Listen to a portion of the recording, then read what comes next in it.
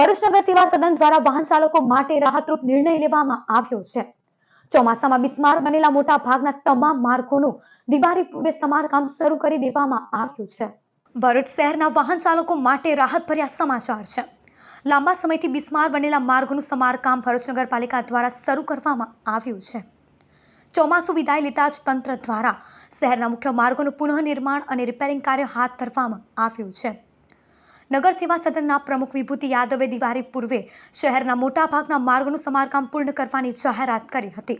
ખાસ કરીને કસક સર્કલથી કસક ગરનાળું અને ધોળીકોઈને જોડતો માર્ગ, પાંચબત્તીથી ધાલ તથા શક્તિનાથ સર્કલ તેમજ શક્તિનાથ સર્કલથી ભૃગુઋષિ ઓવરબ્રિજ સુધીના માર્ગોનું સમારકામ તાત્કાલિક શરૂ કરવામાં આવ્યું છે। ચોમાસા દરમિયાન ભારે વરસાદને કારણે માર્ગો પર ખાડા પડી ગયા હતા અને ધૂળિયા માર્ગોના કારણે વાહન ચાલકોને મુસાફરીમાં ભારે તકલીફનો સામનો કરવો પડતો, ત્યારે હવે માર્ગની કામગીરી શરૂ કરવામાં આવતા વાહન ચાલકોને રાહત મળશે। તંત્ર દ્વારા માર્ગના સમારકામની કામગીરીની ગુણવત્તા જળવાય એ જરૂરી છે।